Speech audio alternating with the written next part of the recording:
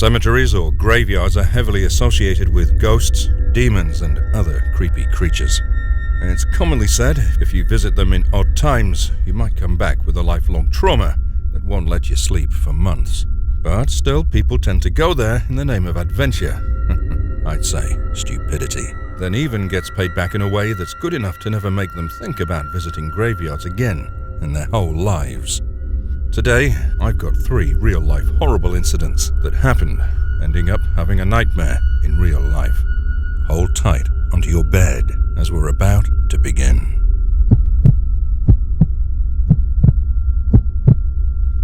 It was a freezing winter night, and I decided to visit the cemetery with my friends as an adventure.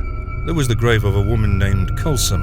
It was associated with a story that she was brutally murdered by her husband on her wedding night. It said that if anyone visited the cemetery at night, you'd hear her wails and cries for justice. So, we decided to go there purposefully to figure out the mystery ourselves. We ventured to that old graveyard and found her worn-out grave. As I stood near the woman's grave, we heard loud feminine cries and saw a ghostly apparition of a scary-looking woman. She was wearing a red bridal dress, and her head was covered in blood. It was such a scary sight that even I choked up to death. But then there was something odd about it. Even though it was such a scary sight, we didn't feel scared from her. There was innocence dripping from her face, along with blood. She stayed idle for some moments and then asked for some help. Instead of running backwards, I went closer to her. The moment I approached her, the surface beneath us began to shake violently, and it opened as I fell into a decorated room. It felt like it's specially tailored to a newly married couple. At that moment, I lost track of my friends, and all I could focus on was the sight in front of me. But I could still hear the Colson's ghostly cries echoing through the walls. Suddenly, I heard some footsteps coming from the hallway. As I turned backwards, I saw a guy rushing toward me. He was holding a hammer completely covered in blood, and my eyes glowed with an otherworldly light. Just looking at that man nearly made me unconscious. I tried to run in terror while he was still chasing me. There was no sign of my friends. I suddenly got the thought of them out of nowhere, and as I tried to have a look for them, I felt something heavy hitting my head, right above the right ear, and I don't remember anything after that. Next morning, Uncle Jaleel woke me up while my friends were standing beside him. I was lying beside the grave. On our way back home, I told them about the sight I witnessed. When I inquired with them where they disappeared last night, they told me when that bride appeared, I started talking to her and went closer to her. The scene was so horrible that they ran back home. I guess I was the only person who experienced that. After that day, I never dared to get closer to that grave. Sometimes I believe that it was just some sort of hallucination, but then I can't digest the fact that I had severe pain on the right side of my skull for nearly 11 days.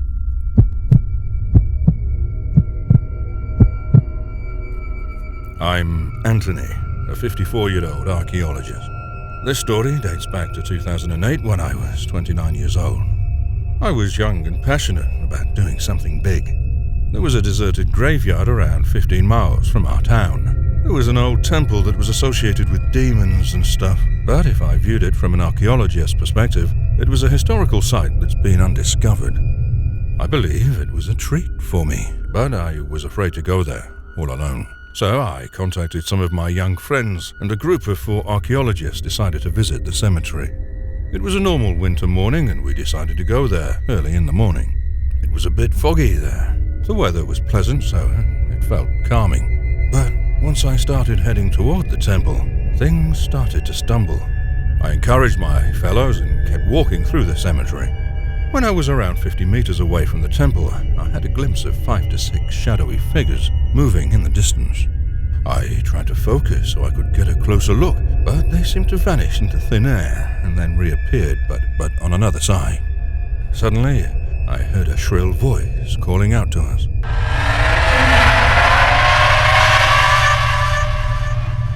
It came from the same direction of those creepy shadows. It sounded like they were warning us to not even think about heading further. We were adventurous, so we thought to analyze it better. I tried to be a bit courageous and made a deadly mistake. I asked those shadowy figures about their mystery. Suddenly, the sky started getting cloudy and pitch black, and their lanterns were blown out. There was a howling wind coming from everywhere, and dust started getting into our eyes. We were trapped in the cemetery with the shadowy figures and the spirits of the dead. No matter where we ran, we met that strong, dusty wind. We couldn't find our way out. Suddenly, all of my friends disappeared, and I was all alone there. The sight was scary enough that it snatched my unconsciousness. I woke up when the sun was about to set. I woke my friends up. We were all in front of the cemetery's main gate as someone threw us out of it. We rushed back toward our cars. When we reached there, I saw something that still haunts me at night. On our car's windshield, it was written with blood, "Never come back." This trauma still wakes me up at nights. I never tried to go back there again, and my friends still blame me for taking them along.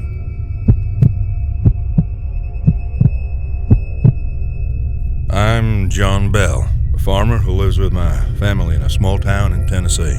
The incident that I'm about to share happened 3 years back in 2020 when I owned a small farm near the town cemetery. I'd get to see an old man visiting a grave every afternoon. He'd come to visit it every day and sit silently near its headstone for a few hours. Then he'd leave. I was curious about him, so I'd secretly have a look at him regularly. One day, he caught me staring at him. Instead of getting mad, he just smiled and waved at me.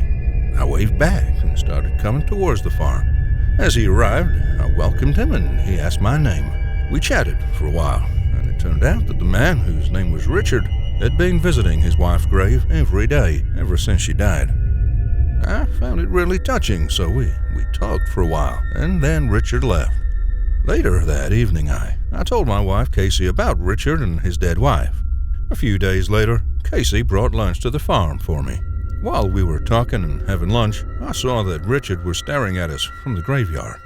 I pointed him out and told my wife that there's that old man I'd been telling her about. She squinted hard at the empty graveyard I was pointing at. Casey found nothing and told me that I'd probably gone crazy as she couldn't see anyone there. I kept saying that I can see the man and that we even talked a few days ago. But Casey told me to stop this stupid prank. I was very disturbed by that, and I decided to talk to Richard the next day. When I went to the farm the next day, I didn't see Richard at the cemetery.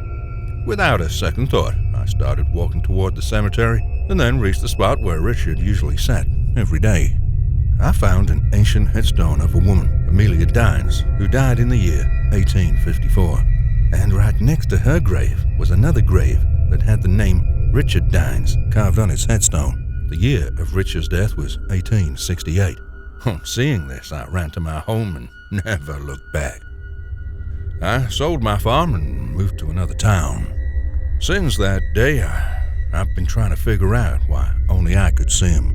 Was he trying to give me a message, or did he want to hurt me? This stayed a mystery, but I always thank God for letting me know before it got any worse.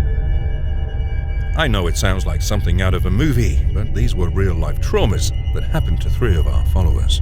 I thank Kaleem, John, and Anthony for sharing these painful experiences.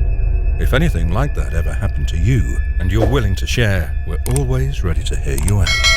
I hope you liked this video. Don't forget to like and subscribe to the channel. Stay tuned for more horror stories.